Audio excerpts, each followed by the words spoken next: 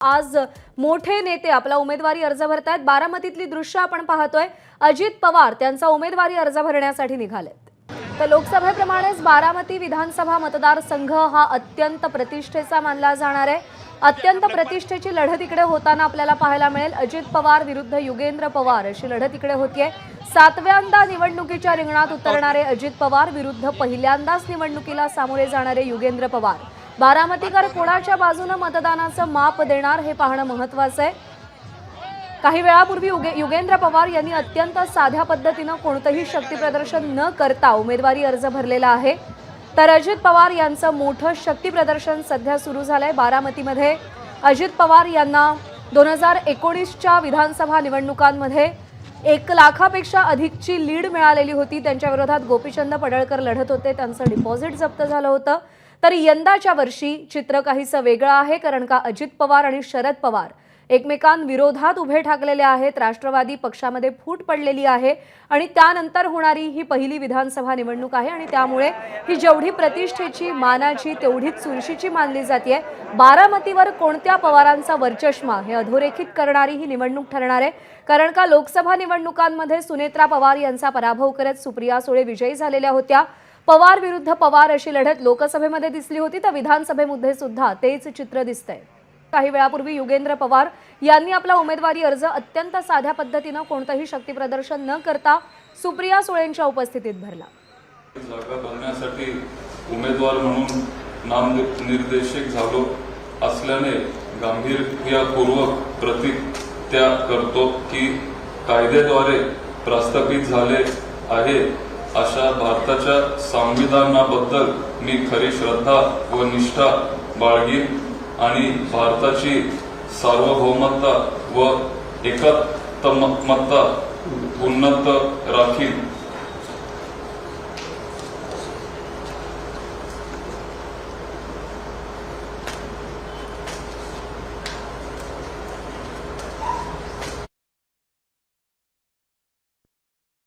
Form भरलेला आहे, अर्ज भरलेला आहे आणि आता अजित पवार हे देखील आपला उमेदवारी अर्ज भरण्यासाठी खूप मोठ्या प्रमाणात शक्ती प्रदर्शन करत कार्यकर्त्यांच्या प्रचंड उपस्थितीत निघालेले आहेत। युगेंद्र पवार यांनी कोणतेही शक्ती प्रदर्शन केलं नाही। युगेंद्र पवार यांनी अर्ज भरला त्यावेळी शरद पवार यांची देखील उपस्थिती होती, सुप्रिया सुळे देखील उपस्थित होत्या, त्यांच्यासोबत हा अर्ज भरण्यासाठी त्या आलेल्या होत्या। तर दोन दृश्य आपण पाहतोय। शरद पवारांच्या उपस्थितीत युगेंद्र पवार आपला अर्ज भरतात, तर दुसरीकडे बारामतीमध्ये प्रचंड मोठं शक्ती प्रदर्शन करत अजित पवार आपला उमेदवारी अर्ज भरण्यासाठी निघालेले आहेत। सातव्यांदा अजित पवार विधानसभेच्या रिंगणामध्ये उतरतायत, तर युगेंद्र पवार पहिल्यांदाच निवडणुकीला सामोरे जात आहेत। त्यामुळे ही लढत कशी होणार हे पाहणं महत्त्वाचं आहे।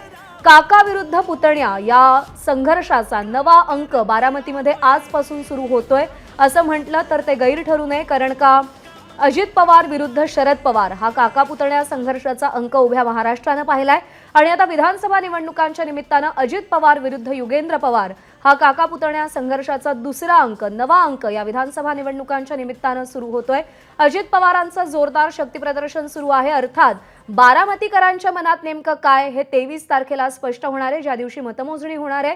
पण अजित पवार सातव्यांदा विधानसभा निवडणुकांना सामोरे जात आहेत, तर युगेंद्र पवारांच्या निमित्तानं एक नवं नेतृत्व बारामतीमध्ये उदयाला येताना आपल्याला पाहायला मिळतंय। युगेंद्र पवार हे अजित पवार यांचे सख्खे पुतणे आहेत आणि शरद पवार यांनी यंदा बारामतीच्या निवडणुकीची धुरा युगेंद्र पवार यांच्या खांद्यावर ठेवलेली आहे। त्यामुळे पुन्हा एकदा पवार विरुद्ध पवार कुटुंबांतर्गत उमेदवारी आपल्याला पाहायला मिळतेय। अजित पवारांचं शक्ती प्रदर्शन सुरू आहे, कार्यकर्त्यांमध्ये प्रचंड उत्साह आपल्याला दिसून येतोय। लोकसभा निवडणुकांचं चित्र जर आपण पाहिलं तर सुनेत्रा पवार विरुद्ध सुप्रिया सुळे असं चित्र आपल्याला दिसलेलं होतं। नणंद भाऊजे निवडणुकीच्या रिंगणामध्ये उतरलेल्या होत्या आणि सुप्रिया सुळे यांना 40,000चं लीड मिळालं आणि त्या लोकसभेमध्ये विजयी झाल्या आणि सुनेत्रा पवार यांना पराभव स्वीकारावा लागला। याबद्दल बोलताना अजित पवार यांनी जाहीरपणे अनेकदा वक्तव्य केलं की आपण सुनेत्रा पवारांना निवडणुकीच्या रिंगणात उतरवायला नको होतं, ती आपली चूक झाली। पण यंदा विधानसभा निवडणुकीत मात्र अजित पवार युगेंद्र पवार यांच्यासमोर शड्डू ठोकून उभे असल्याचं आपल्याला दिसतंय। बारामतीकर नेमका कोणाला कौल देणार हे पाहणं महत्त्वाचं आहे। आपला पारंपरिक नेता निवडणार, पारंपरिक नेतृत्वाला मतदान करणार की एका नव्या नेतृत्वाच्या दिशेनं आपल्या मतदानाचं पारडं झुकवणार हे पाहणं महत्त्वाचं आहे आणि हे सगळं 23 तारखेला स्पष्ट होईल. पण यंदाची निवडणूक ही इंटरेस्टिंग होताना आपल्याला पाहायला मिळते, कारण का महाराष्ट्रातले दोन महत्त्वाचे पक्ष शिवसेना आणि राष्ट्रवादी या दोन पक्षांमध्ये अवघ्या वर्षभराच्या अंतरात फूट पडली आणि त्यानंतर एक वेगळा संघर्ष महाराष्ट्रामध्ये उभा ठाकल्याचं आपल्याला पाहायला मिळालं. शिवसेना उद्धव ठाकरे गट विरुद्ध शिंदे गट आणि राष्ट्रवादी अजित पवार गट विरुद्ध शरद पवार गट अशी लढत होती आणि त्यामुळे बहुतांश मतदारसंघांमधल्या लढती या चुरशीच्या बिग फाईट्स मानल्या जात आहेत.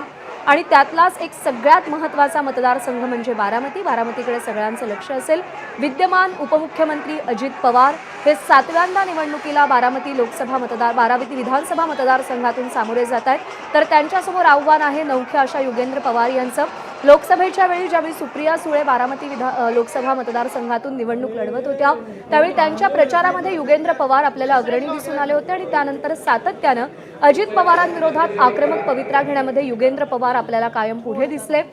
आणि याच सगळ्या गोष्टींचा विचार करता शरद पवार यांनी उमेदवारीची माळ ही युगेंद्र पवार यांच्या गळ्यात टाकलेली आहे. अर्थात ही जबाबदारी युगेंद्र पवार कशी निभावतात, प्रचारामध्ये कोणकोणते मुद्दे चर्चेत आणतात, कारण का बारामतीमध्ये अजित पवारांचा वर्चस्व आहे. अनेक विकास कामं अजित पवारांनी केलेली आहेत. त्यांच्या या सगळ्या मुद्द्यांना युगेंद्र पवार कसं उत्तर देणार हे पाहणं तेवढंच महत्त्वाचं आहे. बारामतीची हवा नेमकी कशी आहे, बारामतीचा मतदार राजाचा कौल नेमका कसा आहे, याकडे संपूर्ण महाराष्ट्राचं लक्ष लागलंय. युगेंद्र पवार यांनी आपला उमेदवारी अर्ज भरलाय आणि शरद पवारांची उपस्थिती आपल्याला तिकडे दिसून येते. याआधी शरद पवार आणखी एका उमेदवाराचा अर्ज भरण्यासाठी पोहोचलेले होते, ते म्हणजे कळवा मुंब्राचे विद्यमान आमदार जितेंद्र आव्हाड. आणि त्यानंतर आता युगेंद्र पवारांचा अर्ज भरण्यासाठी स्वतः शरद पवार उपस्थित असल्याचं आपल्याला दिसतंय.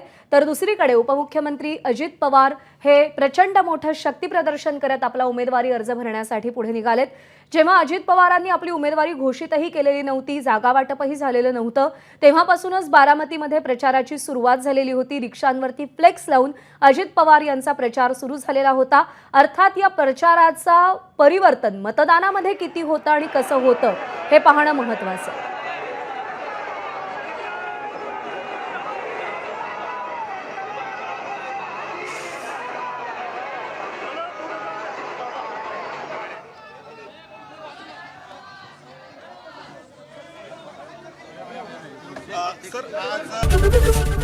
एबीपी माझा, उघडा डोळे बघा नीट.